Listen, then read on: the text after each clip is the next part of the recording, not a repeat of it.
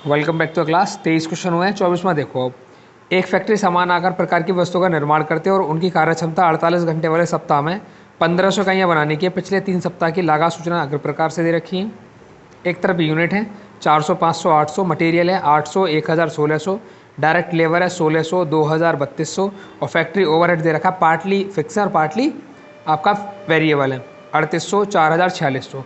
आपसे प्रति इकाई विक्रय मूल्य को ज्ञात करने के लिए कहा जाता है, जबकि साप्ताहिक उत्पादन 1000 इकाइयों का होगा। लाभ विक्रय मूल्य का 8 सही 1/3% होगा। क्वेश्चन नंबर कौन सा है ये? 24। और इसमें हम लिखेंगे calculation of cost sheet.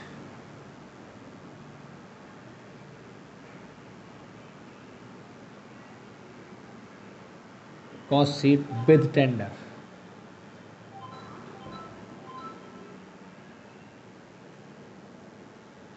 Price as on date है तो अच्छी बात है, नहीं तो कोई बात नहीं।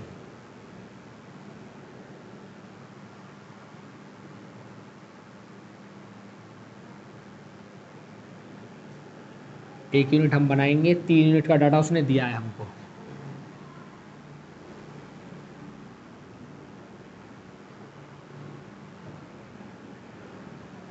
इसको 2 जगह डिवाइड कर लो। यहाँ लिखेंगे अमाउंट फॉर, पहले 400 यूनिट है, अमाउंट फॉर 600, 500 और ये अमाउंट फॉर कितना 800 और यहाँ पे आएगा अमाउंट फॉर 1000। इनको पर यूनिट टोटल यूनिट में बांट दो, टोटल अमाउंट में।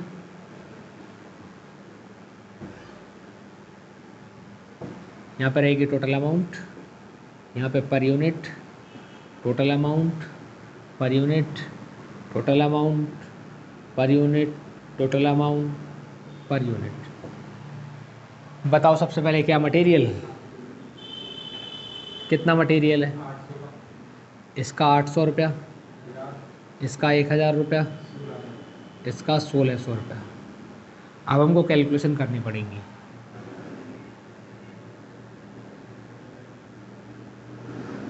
सबसे पहले कैलकुलेशन कर रहा है मटेरियल की।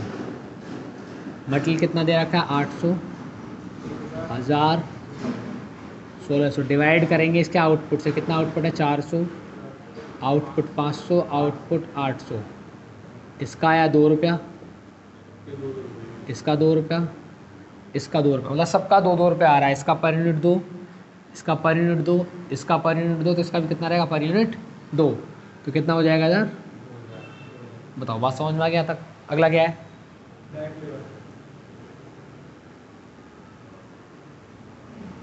बताओ कितना है? 1600, 2000, 3200। इसको वैसे सॉल्व करके देखेंगे। पर यूनिट 400 का भाग लाएंगे 4 रुपये, 500 का भाग लाएंगे 4 रुपये, 800 का भाग लाएंगे 4। सब में 4 4 तो भी कितना आएगा? 4। और कितना आ जाएगा? 4000 रुपये। बताओ, बात समझ में आई? इसको जोड़ दो, ये बन जाएगा point A prime cost.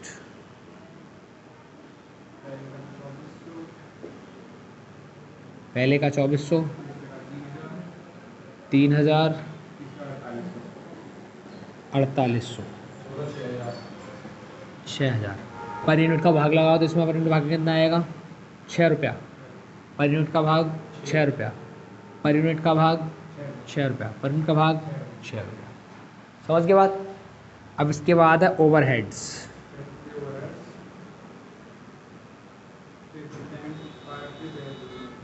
Factory overheads, इसमें एक तो फिक्स्ड है, एक वेरिएबल है।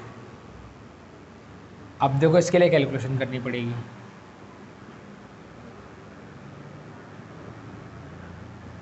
कैलकुलेशन ऑफ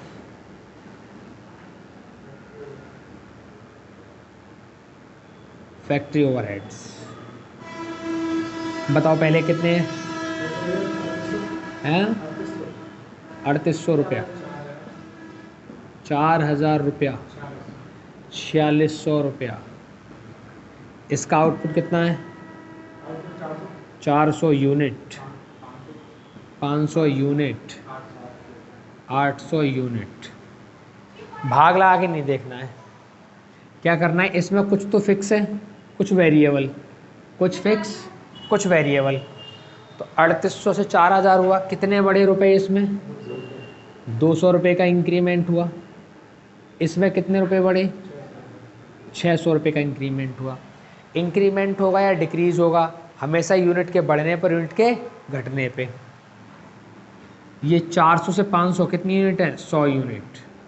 500 से 800 कितनी यूनिट है, 300 यूनिट। इसका मतलब है 100 यूनिट बढ़ी तो 200 रुपये बढ़ गए, 300 यूनिट बढ़ी तो 600 रुपये बढ़ गए, मतलब हर एक यूनिट पर 200 रुपये। अगर रेट निकाला जाए तो 200 डिवाइड बाई 100 कितना आया, 2 रुपया। या दूसरे का निकालेंगे, 600 डिवाइड बाई 300 कितना आया, 2 रुपया। मतलब वेरिएबल कितना है इसमें, वेरिएबल है एट द रेट ऑफ 2 रुपया। तो पहले वाले कितना आएगा, 400 यूनिट बना, 400 दूनी 800, दूसरे का 500 यूनिट दूनी, और तीसरे का 800 दूनी 1600। इतने रुपए तो वेरिएबल हैं, ये फिक्स्ड है। फिक्स्ड का क्या है, 800। 3800 में से 800 आएंगे, कितने बचेंगे, 4000 में से 1000 कितने बचेंगे, 4600 में जाएंगे कितने बचेंगे। फिक्स हमेशा फिक्स रहेंगे। तो यहाँ लिख दो, फिक्स में कितने हैं, 3000, यहाँ कितने हैं 3000, यहाँ पे कितने हैं 3000। तो इसके कितने रहेंगे, 3000 रहेंगे इसके भी। वेरिएबल कितने, एट द रेट ऑफ 2 रुपये का, 2 रुपये, 2 रुपये, और यहाँ पे कितना आएगा 2 रुपये। तो यहाँ पे कितने आएंगे 800 रुपया, यहाँ कितने आएंगे 500 दूनी 1000, यहाँ पे 1600, यहाँ पे कितने आएंगे, यहाँ पे 2000। सबको जोड़ दो, पहले वाले का कितना आया 2400, 3000, ये कितना 6200। इसका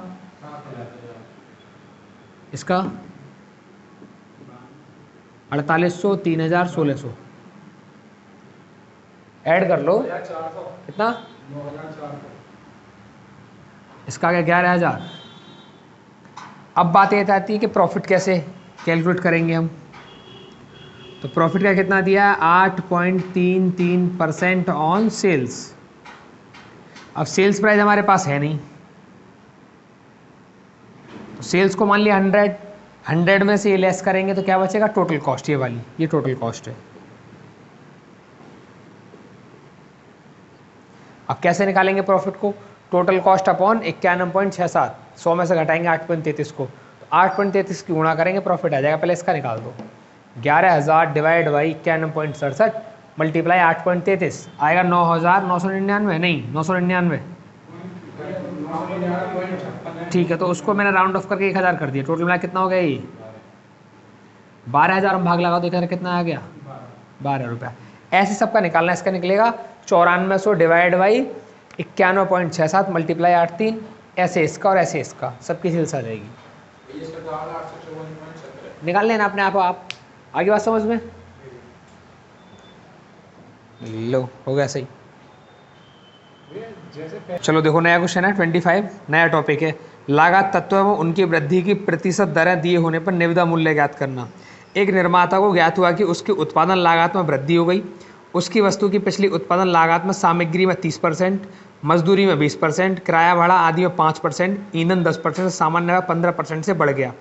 अब ईंधन में 50%, अच्छा 15% था, अब ईंधन में 50% की 50%, सामग्री में 30%, मजदूरी में 25% तथा किराया भाड़ा आदि में 20% की वृद्धि हो गई है। वह आपका परामर्श चाहता है कि पूर्ववत लाभ प्राप्त करने के लिए उसे अपने विक्रय मूल्य में कितने प्रतिशत वृद्धि करनी चाहिए, आपकी गणना परिणाम क्या होगा और उसकी सत्यता किस प्रकार सिद्ध करेंगे। पकड़ो क्वेश्चन कौन सा है ये 25, इसको लिखेंगे कैलकुलेशन टेबल।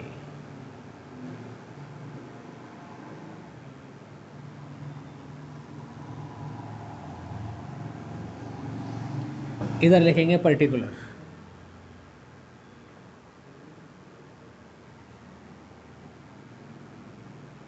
इधर लिखेंगे कॉस्ट शीट अमाउंट, जो कॉस्ट शीट में अमाउंट है।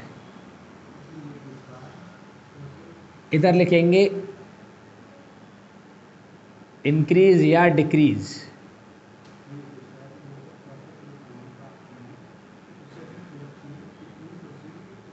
और इधर लिखेंगे टेंडर प्राइस। ठीक है,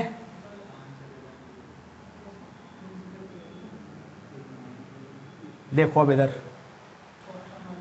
बताओ सबसे पहले मटेरियल कितना है उसका। मटेरियल मैंने मान लिया 30%, को सीधा 30 लिख दिया है मैंने। आगे wages 20, rent and rates 5, fuel 10, journal expense 15, और बस टोटल कर दो इनका।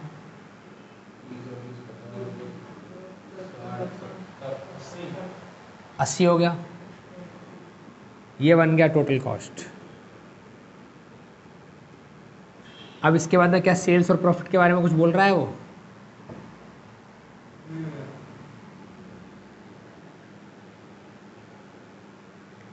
अब उसने बोला है पहले के बराबर उसको प्रॉफिट कमाना है। इतने की चीज़ को बना के कितने का भी बेचे वो, परसेंट रेट तो वही रहेगा, परसेंट रेट तो चेंज नहीं हो सकता।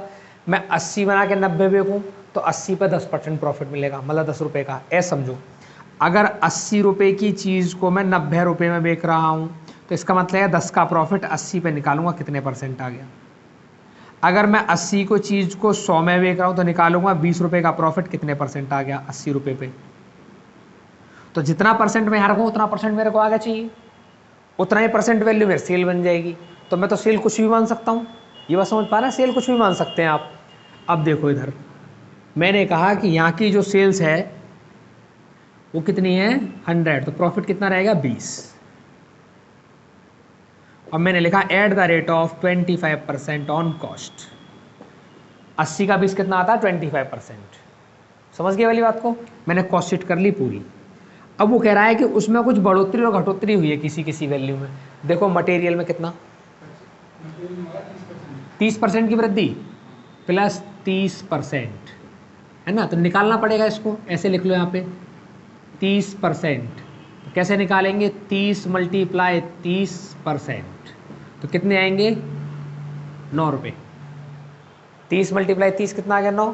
ये थोड़ा सा कॉलम बढ़ा लो ताकि थोड़ा सा आसान हो जाए आपके लिए। इस कॉलम को थोड़ा और बढ़ा देता हूँ मैं, और टेंडर प्राइस को यहाँ लिख देता हूँ इधर।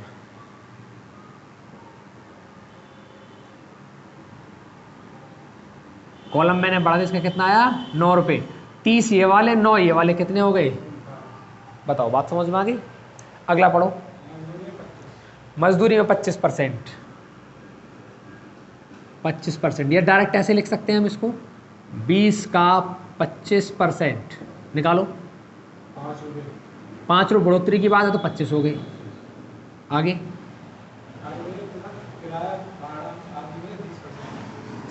इसमें 20%, 5 का 20% कितना आएगा, यहाँ कितने हो जाएंगे 6। आगे ईंधन में 50%, तो 10 का 50%, 5 रुपये कितने हो जाएंगे 15। आगे कुछ नहीं बोला इसके बारे में, तो इसमें नो चेंज 15 ही रहेंगे। बताओ ये बात समझ गए? इन सबको जोड़ दो,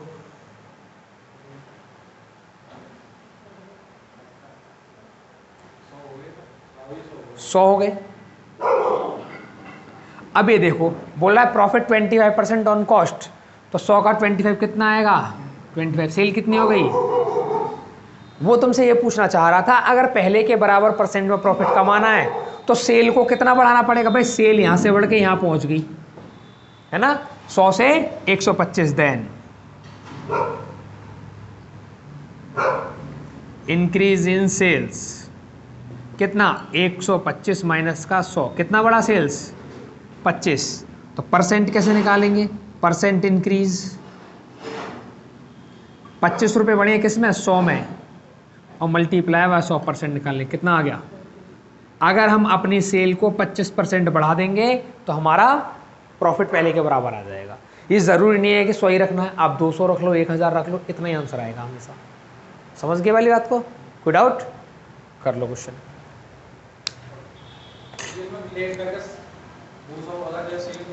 देखो सेल अगर किसी से आप 200 मान ले तो यहाँ पे फॉर एग्जांपल 200 मान लिया आपने, तो 80 में कितने का फायदा हो गया अब आपको? 120 का फायदा। क्लियर है वाली बात? अब देखो 120 कितना परसेंट है 80 का, निकालो। 120 डिवाइड बाई 80 और मल्टीप्लाई 100, 150%। तो मेरे को इसका भी 150% निकालना पड़ेगा। 100 का 150% निकालो। 100 गुणा 150, 100 गुणा 150, हाँ 100 गुणा 150%, 150 आ गया। इसका मतलब 25 से कितना लिखूंगा मैं? 150 लिखूंगा 25 की जगह पे। इन दोनों को जोड़ूंगा तो कितने हो जाएंगे यहाँ पे? पहले सेल कितनी थी?